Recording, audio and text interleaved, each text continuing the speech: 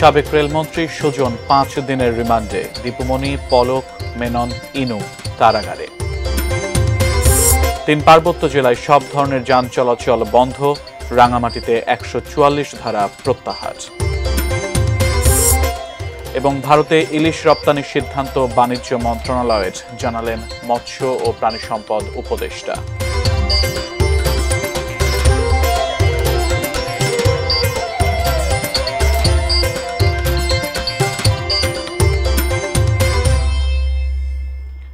এটি নিউজ দেখছেন, আমন্ত্রণ জানাচ্ছি দেশের খবরে। আজ আপনাদের সাথে আছি আমি সিয়াম রেজওয়ান। এতক্ষণ সংবাদ শিরোনামগুলো শুনছিলেন। বিস্তারিত।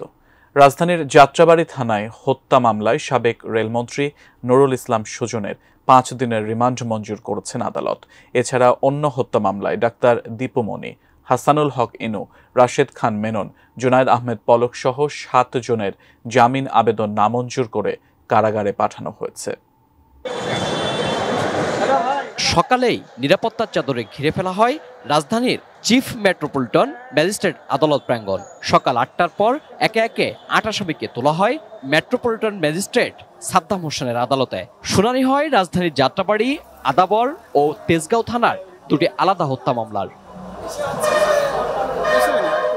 উভয় পক্ষের শুনানি শেষে যাত্রাবাড়ী থানার রফিকুল ইসলাম হত্যা মামলায় সাবেক রেলমন্ত্রী নুরুল ইসলাম সুজনকে 5 দিনের রিমান্ড মঞ্জুর করেন আদালত।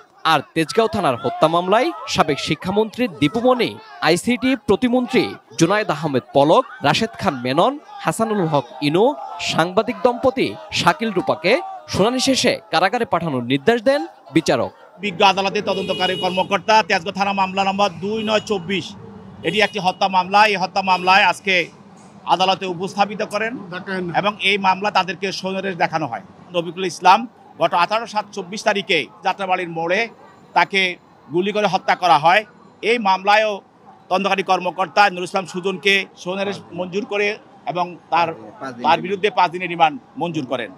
এদিকে হত্যা মামলা গ্রেপ্তারকে রাজনৈতিক উদ্দেশ্য প্রণোদিত আখ্যা দিয়ে আসামি পক্ষের আইনজীবী জানান, ন্যায় বিচার পেতে প্রয়োজন সর্বোচ্চ আদালতে যাবেন তারা।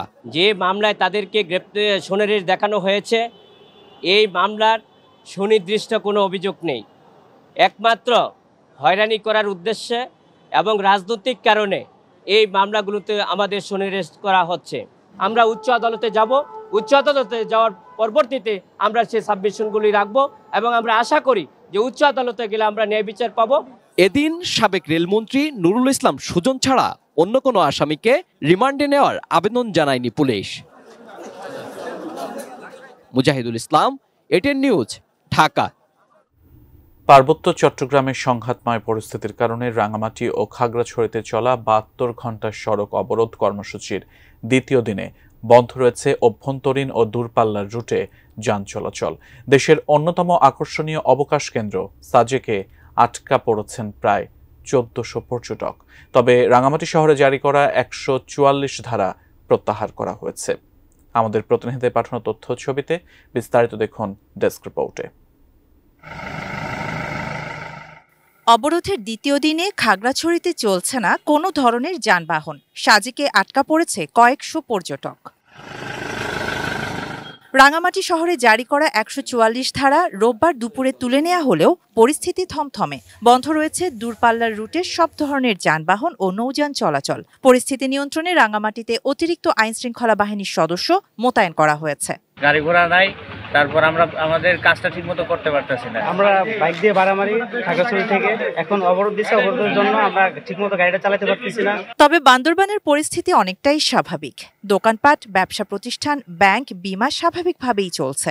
কাপ্তাই ও রাঙামাটির সড়কে যাত্রীবাহী বাস চলাচল বন্ধ থাকলেও হালকা যানবাহন চলাচল করছে। আজকে 2 দিন ধরে আমাদের গাড়ি চলাচল বন্ধ। আমরা বিশেষ করে আমরা যারা বাসের ড্রাইভার হেল্পার আছে, যারা শ্রমিক আছে, তাদের এই সমস্যা হইতেছে এবং যে যাত্রীগুলো আছে তারা দুর্ভোগে আছে অনেক। রাঙামাটির 2 দিন লাগে গাড়ি বন্ধ, দুর্ভোগের কারণে গাড়ি চলতে পারতেছে না। যাত্রীর ইয়ার কারণে আমরা অষ্টফল বেশি কষ্ট হয়ে আছে।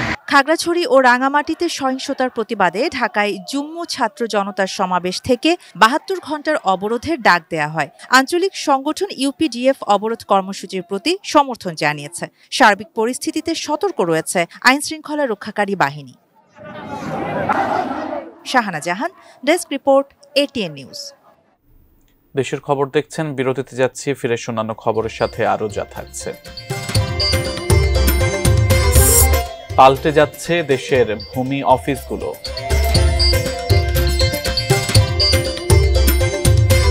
নীলফামারীর গ্রাহকদের গলার কাঁটা বিদ্যুতের প্রিপেড মিটার।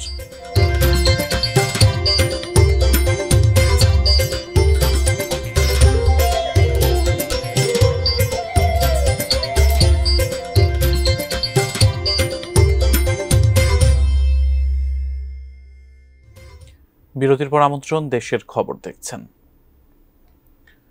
ভারতে ইলিশ রপ্তানির সিদ্ধান্ত বাণিজ্য মন্ত্রণালয়ের। এই সিদ্ধান্তের সাথে মৎস্য ও প্রাণী সম্পদ মন্ত্রণালয়ের সম্পৃক্ততা নেই বলে জানিয়েছেন মৎস্য ও প্রাণী সম্পদ উপদেষ্টা ফরিদ আক্তার। ইলিশ রপ্তানির বিষয়ে আগের অবস্থানে আছে তার মন্ত্রণালয়, এমন তথ্য জানিয়েছেন তিনি। দুপুরে সচিবালয়ে সাংবাদিকদের সাথে আলাপকালে এসব তথ্য জানান তিনি। উপদেষ্টা জানান, দেশের মানুষের ইলিশ খাওয়ার সুযোগ সীমিত করে রপ্তানির বিপক্ষে মৎস্য ও প্রাণী সম্পদ মন্ত্রণালয়। ইলিশ রপ্তানির খবরে কেউ দাম বৃদ্ধির চেষ্টা করলে কঠোর পদক্ষেপ নেওয়ার হুঁশিয়ারিও দেন উপদেষ্টা ফরিদ আক্তার। ইলিশের প্রজনন ও উৎপাদন বৃদ্ধির জন্য 13 অক্টোবর থেকে 3 নভেম্বর পর্যন্ত ইলিশ ধরায় নিষেধাজ্ঞার কথাও জানান তিনি। দেশের মানুষ খাবে, তারপর ভারতের যারা মৎস্য ব্যবসায়ী এবং বাংলাদেশের মৎস্য ব্যবসায়ী, তারা একটা অনুরোধের প্রেক্ষিতে এটা বাণিজ্য মন্ত্রণালয় দিয়েছে। এর সাথে মৎস্য ও প্রাণী সম্পদ মন্ত্রণালয়ের কোনো সম্পর্ক নেই। আমাদের এখনো সেই কমিটমেন্টটা আগের মতোই আছে যে আমরা বাংলাদেশের মানুষের জন্য ইলিশ যেন প্রাপ্যতা নিশ্চিত করতে পারি, এবং একটা দাম, যেটা আপনারা বলছেন যে দাম বেড়ে গেছে ইমিডিয়েটলি, আমার মনে হয় যে এটা মিডিয়ার একটা বলার কারণে আরো বেড়ে যাচ্ছে। আপনারা সবাই এখনো মাছটা যায়নি, এখন মাত্র অনুমোদন হয়েছে, এটা এখনো কাগজে আছে, এটা এখনো যায়নি। যদি এর প্রভাবে দাম বাড়ে, সেটা আমরা মনে করি যে এটা বাড়া উচিত হবে না। দেশের বিভিন্ন জেলা উপজেলায় ভূমি অফিসগুলোতে চিরাচরিত দুর্নীতি আর সেবা নিতে আসা মানুষের ভোগান্তির চিত্র এখনো রয়েছে। তবে 5 আগস্টের পট পরিবর্তনের পর পরিস্থিতি কিছুটা উন্নতি হয়েছে বলে জানিয়েছেন সেবাগ্রহীতারা। সাম্প্রতিক অভ্যুত্থানের সময় কোনো কোনো ভূমি অফিস ভাঙচুর, অগ্নিসংযোগের শিকার হওয়ায় সব সেবা পেতে বেগ পেতে হচ্ছে অনেককেই। আমাদের প্রতিনিধিদের পাঠানো তথ্য ছবিতে বিস্তারিত দেখুন ডেস্ক রিপোর্টে।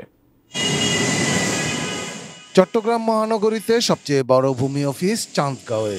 এছাড়া কাট্টলী ও খুলশী ভূমি অফিসেও সেবাগ্রহীতাদের যথেষ্ট চাপ রয়েছে। মহানগরীর সবকটি ভূমি অফিস নিয়ে মূল অভিযোগ, কর্মকর্তা কর্মচারীরা সময় মতো অফিসে না আসা। তবে 5 আগস্টের পর জেলার সব ভূমি অফিসেই সেবার মানে উন্নতি হয়েছে বলে জানালেন সাধারণ মানুষ। সরকারি অফিসাররা যদি, সরকারি স্টাফরা যদি একটু সকাল 9টায় আসে, তাহলে অনেকের জন্য ভালো হয়। পোহারিও না, দালালিও না, নিজের কাজে নিজে করছি। ঢাকার সাভার উপজেলার ভূমি অফিসের চিত্র অনেকটাই পাল্টেছে। সহজে অল্প সময়ে নামজারি, খারিজ ও মিসকেসের মতো কাজগুলোর সমাধান মিলছে। তবে দুর্নীতি এখনো পুরোপুরি যায়নি বলে অভিযোগ সেবাগ্রহীতাদের। নিজে আবেদন করেছি এবং এর আগের বার এসে তফসিল অফিসে জমা দিয়ে গেছি, আর এবার এসে শুনানির দিন চলে আসলাম। বগুড়ার বড়গোলায় এসিল্যান্ড অফিস সাম্প্রতিক আন্দোলনের সময় পুড়িয়ে দেয়ায় মালতীনগরে অস্থায়ী কার্যালয়ে কাজ চলছে। সব রেকর্ডপত্র পুড়ে যাওয়ার অজুহাত দিয়ে কর্মকর্তারা সেবা দিতে নানা টালবাহানা করছেন বলে অভিযোগ সেবাগ্রহীতাদের। তবে দৌরাত্ম্য কমেছে দালাল চক্রে। সবকিছু পুড়ে গেছে, এটা আমরা জানি। যাদের কাগজপাতি ওখানে রাখা ছিল বা যারা কাগজ নিতে যাচ্ছে, তারা হয়রানির শিকার হচ্ছে। সিরাজগঞ্জে উপজেলা, ইউনিয়ন ও পৌর ভূমি অফিসে সেবা নিয়ে মিশ্র প্রতিক্রিয়া রয়েছে। কেউ কেউ কাঙ্ক্ষিত সেবা পেলেও অধিকাংশ মানুষেরই রয়েছে ব্যাপক অভিযোগ। কর্মকর্তারা জানালেন, ভূমি বিষয়ক সেবা অনলাইনে হওয়াতে সবকিছু এখন অনেক সহজ। ঘরে বসে ভূমি রেজিস্ট্রেশন করে ভূমি উন্নয়ন কর প্রদান করতে পারে। ঝিনাইদহে ভূমি অফিসগুলোতে নির্বিঘ্নে সেবা মিলছে বলে দাবি কর্তৃপক্ষের। দুর্নীতির বিরুদ্ধে জিরো টলারেন্স ঘোষণা দিয়েছেন এসিল্যান্ড সজল কুমার দাস। ব্রাহ্মণবাড়িয়ায় ভূমি সংক্রান্ত অনলাইন সেবা নিয়ে তেমন একটা অভিযোগ নেই। তবে কাগজপত্র কম বোঝা মানুষ দালালের খপ্পরে পড়ছেন প্রায়শই। ভূমিতে যারা আমরা চাকরি করি, এটাকে সেবা মনে করে যাতে করি। ঠাকুরগাঁওয়ে ভোগান্তি কমেছে ভূমি অফিসগুলোতে। দুর্নীতির অভিযোগ নেই তেমন একটা, তবে জনবল সংকটের কথা জানিয়েছে কর্তৃপক্ষ। গোপালগঞ্জ সদর ও পৌরসভা সহ জেলার সব ভূমি অফিসে সেবার মান বেড়েছে, কমেছে ভোগান্তি। Shahidul Rana, desk report, ATN news. আবারও বিরতিতে যাচ্ছি, সঙ্গে থাকুন।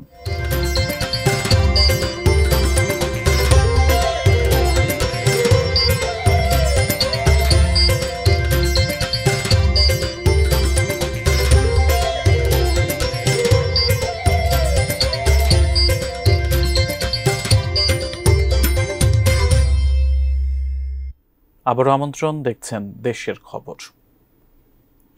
ভোগান্তি কমাতে বিদ্যুতের প্রিপেইড মিটার চালু করা হলো।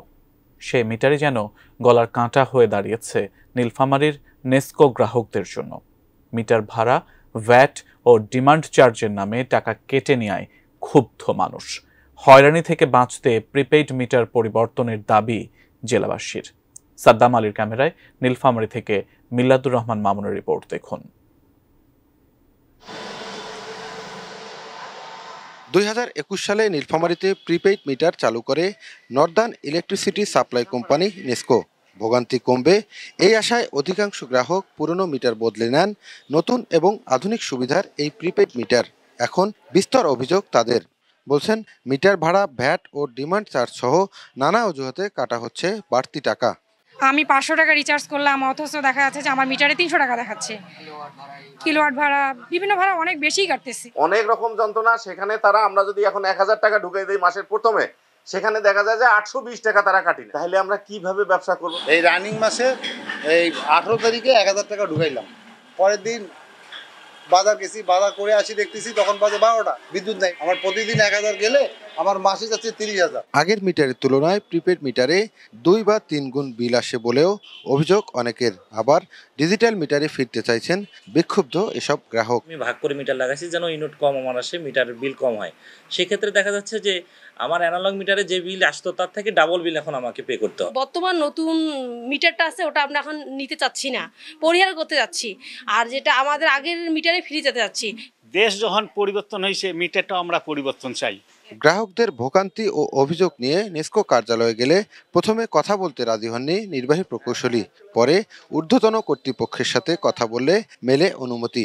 শেষ পর্যন্ত কোনো প্রশ্ন না করার শর্তে কথা বলেন তিনি। আবাসিকে কিন্তু আমাদের কিছু স্ল্যাব আছে, 401 থেকে 600 স্ল্যাব আছে, সেটা 12 টাকা 67 পয়সা।